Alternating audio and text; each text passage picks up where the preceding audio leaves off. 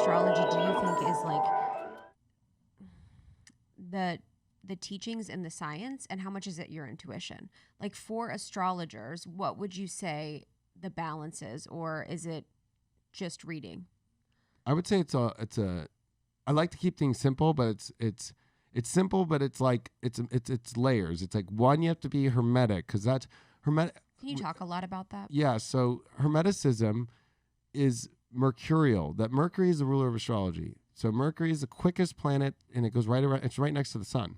So the sun is like the projector of our reality. Literally, all the little suns in our galaxy, right, and all the galaxies, right, they are think of life as a movie. We are in a predetermined reality, because the only constant in the world is that you can tell when a new moon, a full moon, or where a planet will be exactly to the millisecond in time. Nothing else in the world is constant. You can't. There's no guarantees. Like, I can guarantee you that the new moon happened today. Yesterday could have told you, and it will happen. Same thing with the sun coming up in the morning, or the other guarantees are the seasons. Like every March 20th, we're going to have the sun sun at equal day, equal night on the equinox. Every summer is going to be on June 20th or 21st, depending, there's always going to be a little shift there, but it's right there. And it's going to always be the peak, the longest day and shortest night. Or on the southern hemisphere, it's going to be flipped. Those are the only guarantees in our world. There is no other guarantee. You can just try and find it, and it's always going to be change and change and change and change. So hermeticism, though, is about seeing things from both sides, which Mercury does. Mercury is not emotional, has no moons. Right? So if you're going to get emotional, and especially we are in a world right now where everybody is emotionally attached, and they can't learn to separate the emotion for a second to be able to only see truth, you cannot have emotion. Because emotion pulls you, right? Like when your grandma's passing away, my grandma passed in 2020. But if she died of natural causes, thank God, because I already knew she was ready to leave once this whole COVID thing happened, because it was like she was a Libra that just wanted to love and be around family all the time and all that. And she was 94 years old, and she was like the solid rock of our family. This world isn't built for her, so no wonder she left. So I'm able to see that truth instead of getting all emotional about it, and I'm happier for her. And she comes through all the time through mediums that call me about her and stuff, that people don't even know me or knew who she was. But that's the thing, is hermeticism is about understanding two sides of the equation and questioning the other side. And that's where we're in a world right now where the other side won't question the other side either. Yeah. Yes. Right. Isn't there the seven principles of the Hermetic tradition? Or is that the 7 laws of the universe? Because if you go into hermeticism, I mean, you're really going to start to really go into alchemy.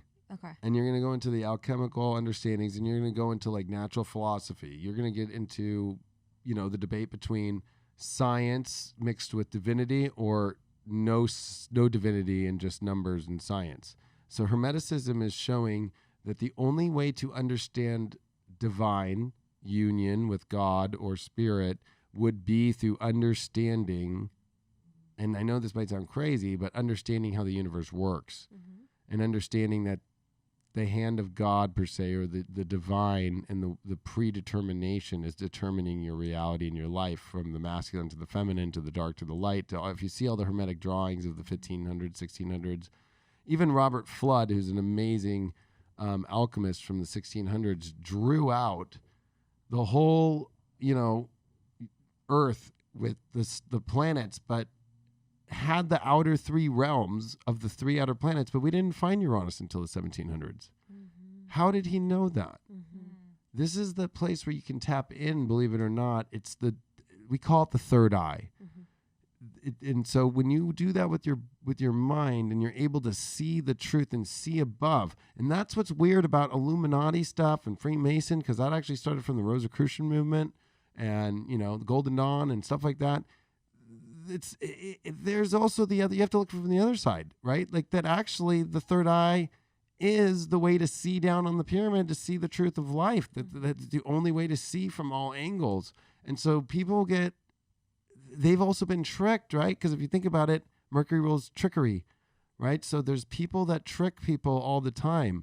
And the only way to get through and see through the truth of trickery is to be able to see how the trickster works by also making sure and taking a trick and seeing if it actually works or not, and knowing how to trick yourself, knowing how to trick others in a way of like, how do you figure out to look at things from all the different angles and being willing to actually say, okay, I'm going to have to look at it from this side fully and embrace myself and put my mind there and not be emotional about it and let go of my own ego's emotional position or my own just sensitive emotional position, because people have emotions all over. And why do you think it's ruled by Cancer? It's so moody. It's like a mood ring. That's not constant. One thing about fact is fact does change, but fact is always going back to where's the constant. So with the, I guess just with the understanding of when we're talking about like Freemasonry or Illuminati, it's best to understand the side so that you are not tricked, essentially. It's like if once you understand the workings or the plan, then you can sort of protect yourself from the trickery of the Correct. dark? Okay. Yeah, because you have to remember that the Illuminati was originally created to go against the Catholic Church because, I mean, even like look at Leonardo da Vinci, right? Like at that time, if you were speaking about anything other than about Christ and you were talking about astrology or anything that was dealing with Hermeticism, basically, like, you know, there was inquisitions at that time. There was also like you wouldn't get the job. You wouldn't get, you were, you know, it was like still now, the stigma, right? And so Leonardo da Vinci with the Last Supper, that's all 12 zodiac signs perfectly laid out. I'm sure you've seen that, right? Like where you see that that's what it is, and they're all sectioned into 3 portions. And I actually haven't seen I didn't that. know that Oh. anymore. well, Tell us more. Well, if you look at the Last Supper painting, from the head of the table to the other head of the table are all the zodiac signs in a row, all separated by the seasons. Or you can see the 4 seasons. They're in 3 people sections. And they're doing everything. Even when you look at the third one, you see Gemini with 2 hands up. Even when you look at Cancer, it's holding a knife to cut like a crab, right? And then the Leo's the only one with the hand on the table. And then the Virgo is the Virgin is Mary Magdalene. And then you go to Libra right there, right next to Jesus with its 2 hands balancing out. And then Scorpio, Judas right behind, right? Like throwing up the kiss, because what a Scorpio, when it bites or when it actually stings you, it's a kiss. And that's what it's a kiss of death, right? That's what it is, but it's called a kiss. Wow. And it's a sting, right? And there he is holding up the stinger over Libra too, like it's so crazy. And then the Sag is standing up and the philosopher and huge, the biggest person on there and expressing itself. And then you see Capricorn looking like, you know, it's pointing to where the way is, like it's knowing the direction. And then the Aquarius is the old man that's sitting there. It's funny because I consciously this is online.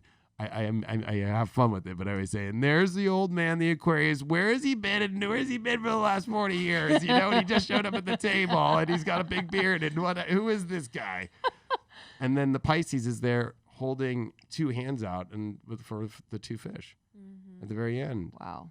Was this your breakdown? Like your Yes, and then there's another person, Santos Spinacci, online who has done some great work with a lot of that stuff. So, and he does what's called syncretism, and that's another way to look at how astrology works too. But that's the thing, right?